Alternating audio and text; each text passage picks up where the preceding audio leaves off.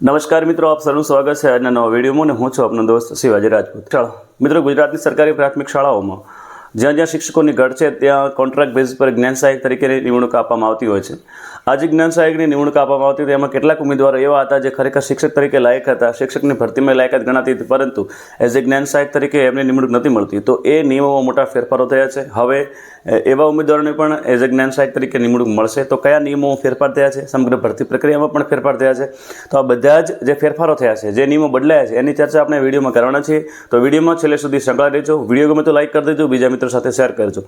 આ વિડીયોમાં જે પરિપત્રની મેં ચર્ચા કરી છે, જો પરિપત્ર તમારે મેળવવો હોય તો ઉપર ફેસબુક અને ઇન્સ્ટાગ્રામમાં બાયોની અંદર અમારી ટેલિગ્રામ ચેનલ લિંક આપેલી છે, ત્યાં તમે પરિપત્ર ડાઉનલોડ કરી શકશો।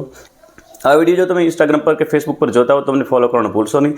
સાથે સાથે અમારી યુટ્યુબ ચેનલને પણ સબસ્ક્રાઇબ કરી લેજો। તો આ પ્લેટફોર્મ ઉપર આપને ઉપયોગી થઈ શકે એવી માહિતી લઈને અમે નિયમિતપણે આવતા હોઈએ છીએ। તો ચાલો શરૂ કરીએ આજનો નવો વિડીયો।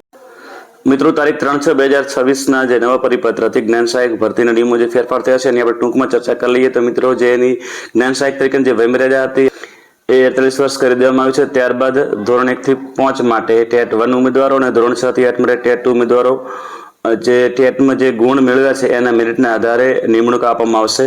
જ્ઞાન સહાયકની જગ્યાઓમાં પહેલાં એવું હતું કે સ્કૂલ ઓફ એક્સલન્સમાં જ જ્ઞાન સહાયકો મળતા હતા, પરંતુ હવે નોન સ્કૂલ ઓફ એક્સલન્સ અને અનુદાનિત શાળાઓમાં પણ ખાલી જગ્યા સામે અથવા તો 2 માસ કરતાં વધુ સમય માટે જો કોઈ શિક્ષક રજા પર જાય છે તો એવી જગ્યાઓ માટે જ્ઞાન સહાયક મળવાપાત્ર છે। જિલ્લાવાર જે ખાલી જગ્યાઓ છે એની જાહેરાત જે છે એ સમગ્ર શિક્ષા દ્વારા આપવામાં આવશે અને એ જાહેરાતની અંદર ધોરણ 1 થી 5 માટે ટેટ 1 અને ધોરણ 6 થી 8 માટે ટેટ 2 ઉમેદવારો ફોર્મ ભરી શકશે। એનું મેરિટ છે એ ટેટ 1 અને ટેટ 2ની પરીક્ષામાં જે ગુણ મેળવ્યા છે એને આધારે બનશે।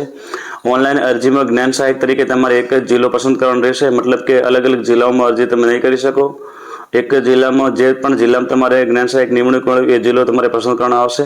ત્યારબાદ ટેટ 1 અને ટેટ 2 ઉમેદવારોની જે જિલ્લાવાર મેરિટ યાદી પ્રસિદ્ધ થશે। ત્યાર જે મેરિટ યાદી છે એ સમગ્ર શિક્ષા કચેરી ગાંધીનગર દ્વારા પોર્ટલ પર પ્રસિદ્ધ કરેલ જિલ્લાવાર મેરિટ યાદી સંબંધિત જિલ્લા શિક્ષણાધિકારી, જિલ્લા પ્રોજેક્ટ કોઓર્ડિનેટર અથવા તો શાસન અધિકારીને મોકલી આપવામાં આવશે અને સમગ્ર શિક્ષા ગાંધીનગર જે તારીખ નક્કી કરે એ તારીખે આ જગ્યા પર ભરતીઓ કરવામાં આવશે।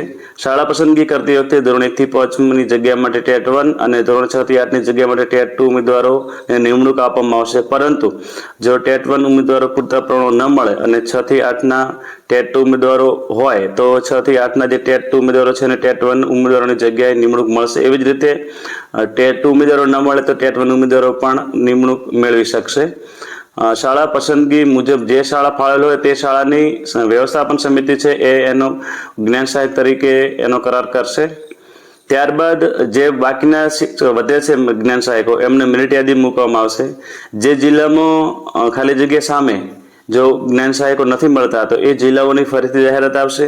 હવે આ જે ફરીથી જાહેરાત આવે છે એમાં જો વેઇટિંગ લિસ્ટવાળા જ્ઞાન સહાયક ઉમેદવારી નોંધાવવા માંગે તો એ જે તે જિલ્લામાં વેઇટિંગમાં છે એ જિલ્લામાંથી એમણે જે તે જિલ્લા શિક્ષણાધિકારીનું વેઇટિંગ લિસ્ટમાં નામ કમી કરી અને એનું પ્રમાણપત્ર મેળવવાનું રહેશે અને ત્યારબાદ એ પ્રમાણપત્ર ઓનલાઈન અપલોડ કરવાનું રહેશે। જો કોઈ જિલ્લામાં શિક્ષકની નિવૃત્તિ થાય, શિક્ષિકા પ્રસૂતિ રજા કે લોબી રજા પર જાય, જિલ્લા ફેર, જિલ્લા આંતરિક બદલી, CRC, BRCની પ્રતિનિયુક્તિ આવી સમયે જો શાળામાં ખાલી જગ્યા પડે તો એવી સ્થિતિમાં જે વેઇટિંગ લિસ્ટમાં ઉમેદવારો છે એવા ઉમેદવારોની નિમણૂક મળશે। પરંતુ આ જે નિમણૂક આપવામાં આવે ત્યારે જો કોઈ ઉમેદવાર જ્ઞાન સહાયક જે છે કોઈ શાળામાંથી વધ પડ્યો હોય તો પહેલો એને ચાન્સ મળશે, ત્યારબાદ વેઇટિંગ લિસ્ટવાળા ઉમેદવારોને ચાન્સ મળશે। જ્ઞાન સહાયકોની જે કામગીરીની સમીક્ષા છે, જ્ઞાન સહાયકની કામગીરીની જે સમીક્ષા કરવામાં આવી છે એ સમીક્ષા તો SMC દ્વારા કરવાની છે। સાથે સાથે જ્ઞાન સહાયકની જે નીચેના 2 મુદ્દા ઉમેર્યા છે, જેમાં પ્રાથમિક શાળામાં ખાલી જગ્યા પ્રકાર આધારિત નિમણૂક આપવામાં આવેલ તે પ્રાથમિક શાળા કક્ષાએ નિયમિત શિક્ષકોની ભરતી થાય, પ્રસૂતિ રજા કે લોબી રજા પર ગયેલ શિક્ષક પાછો ફરે અથવા તો બદલીથી કોઈ શાળામાં શિક્ષક હાજર થાય કે 11 માસ પૂરા થાય, બેમાંથી જે પણ વહેલું બને એના માટે આ જે જ્ઞાન સહાયક છે એની ઉમેદવારી રદ થશે। સરકારી અનુદાનિત પ્રાથમિક શાળાઓમાં શૈક્ષણિક કામગીરી કરવા માટે રાખવામાં આવેલ જ્ઞાન સહાયકની જગ્યા પર નિયમિત રીતે નવી નિમણૂક કે બદલીથી કે ફાજલથી જો કોઈ શિક્ષક નિમણૂક મળ્યો છે તો પણ જ્ઞાન સહાયકને છૂટા કરવામાં આવશે। ત્યારબાદ જે જ્ઞાન સહાયકની અન્ય શાળામાં ફાળવવામાં આવતી હતી એ આખો મુદ્દો હતો હવે રદ કરવામાં આવશે. તો મિત્રો આમાં મુખ્ય વાત કરીએ તો ટેટ 1 ઉમેદવારો હવે જ્ઞાન સહાયક તરીકે નિમણૂક મેળવી શકશે. સાથે જે વેઇટિંગ લિસ્ટમાં ઉમેદવારો છે એમણે જો બીજા જિલ્લામાં અરજી કરવી હશે તો વેઇટિંગ લિસ્ટમાંથી નામ કમી કરાવવું પડશે અને એના ડીપીઓનો પ્રમાણપત્ર પણ મેળવવું પડશે.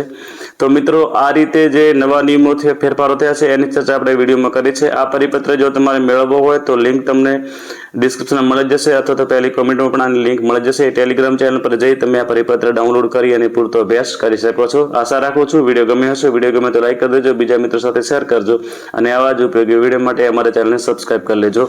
ફરી મળીશું એક નવા વિડીયો સાથે, નવી માહિતી સાથે. ત્યાં સુધી આપ સૌ મિત્રોને જય માતાજી, જય હિન્દ, જય ભારત.